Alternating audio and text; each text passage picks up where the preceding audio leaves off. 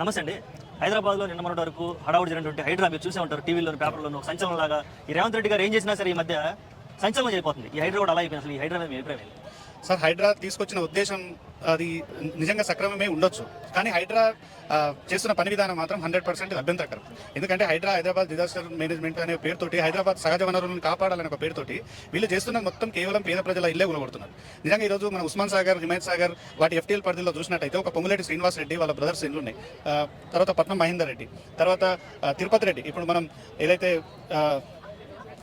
వాళ్ళన్న రేవంత్ రెడ్డి వాళ్ళ అన్న ఇల్లు కూడా ఒక దుర్గం చెరువు FTL పరిధిలో ఉంది. మన నిజంగా వీళ్ళకి ఏంది ఫామ్ హౌస్లు 10 ఉంటాయి, 20 ఉంటాయి.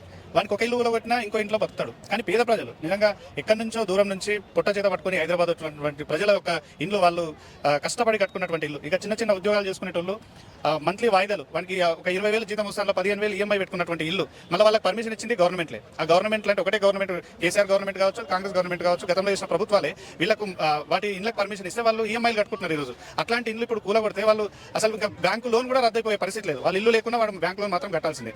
నిజంగా వీళ్ళకు పేద ప్రజలు ఇల్లు కూలగొట్టే ముందు నిజంగా హైదరాబాద్ పరిరక్షించాలనుకుంటే ఫస్ట్ అక్కడి నుంచి స్టార్ట్ చేయండి. బడాబాబులు ఇల్లు కూర్చోబె ఫస్ట్ తిరుపతి రెడ్డి అన్న ఇల్లు తిరుపతి రెడ్డి ఎందుకు కూలగొట్టరు? దుర్గం చెరువు FTL ఉన్న ఫస్ట్ ఎవరైనా మన సమాజంలో మంచి ఆశిస్తున్నప్పుడు ఆ మంచి మన నుంచే జరగాలి. నిజంగా రేవంత్ రెడ్డి మంచి ఆశిస్తుండే హైదరాబాద్ బాగుండాలని. ఫస్ట్ మీ అన్న ఇల్లు దుర్గం చెరువు FTL ఉంది, మీ అన్న నుంచి స్టార్ట్ రా, పేదోడు లాస్ట్కి వస్తాడు. కానీ ఫస్ట్ పేదోడిని టార్గెట్ చేసి ఇంకా ఘోరం ఏంటంటే ఈ హైడ్రా యొక్క JCBలు కరెక్ట్ మనం కోర్టుకు పోయి స్టే తెచ్చుకునే అవకాశం లేకుండా కేవలం శనివారం శుక్రవారాలే వీళ్ళు పనిచేస్తారు. తిరుపతి రెడ్డికి ఏమో 15 రోజులు నోటీసు తెచ్చుకునే గడువు ఇస్తారు, నోటీస్ ఇచ్చి స్టే తెచ్చుకునే అవకాశం ఇస్తారు. కానీ పేద ప్రజలకు మాత్రం ఎటువంటి ఇన్ఫర్మేషన్ లేకుండా ఉదయం 5 గంటలకు 6 గంటలకు పోయి వాళ్ళ ఇళ్ల మీద దాడులు చేసి ఇది నిజంగా హైదరాబాద్ బ్రాండ్ ఇమేజ్ దెబ్బతీయడమే కాకుండా పేద ప్రజల యొక్క గూటిని కూలగొట్టడమే.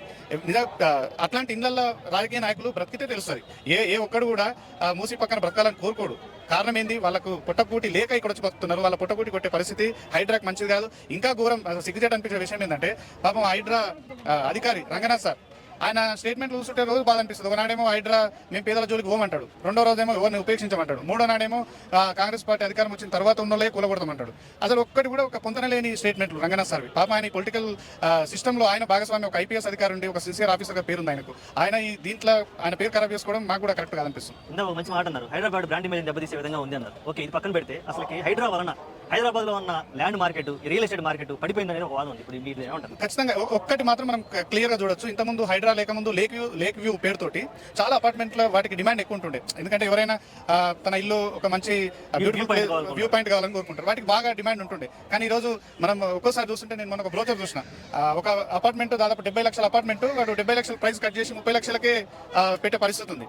అంటే ఒక సామాన్యులకు అందుబాటులో వస్తున్నాయి అని ఆనందించడం ఒకవైపు అయితే, రెండోది ఏంటంటే హైదరాబాద్ బ్రాండ్ ఇమేజ్ మాత్రం కంపల్సరీ దెబ్బతిన్నట్టే. ఇక్కడ హైదరాబాద్లో బిజినెస్ చేసుకోవడానికి, తర్వాత పెద్ద ఇన్స్టిట్యూషన్లు నెలకొల్పడానికి కరెక్ట్ ఎదురు చూస్తున్న టైంలో ఈ హైడ్రా పేరుతో ఏంటంటే హైదరాబాద్లో హైడ్రా నడుస్తుంది, ఆ బిల్డింగ్ డిమాలిషన్ జరుగుతుందన్న ఒకసారి ఆ వార్త స్ప్రెడ్ అయితే ఇక్కడ పెట్టుబడులు పెట్టడానికి కూడా ఎవరు రారు. ఇంకొక జనబాహుల్యంలో ఉన్న ఒక మాట, అంటే పొలిటికల్ మాట ఇది, నేను చెప్పొద్దు, ఒక సాధారణ పౌరంగా చెప్తున్నా.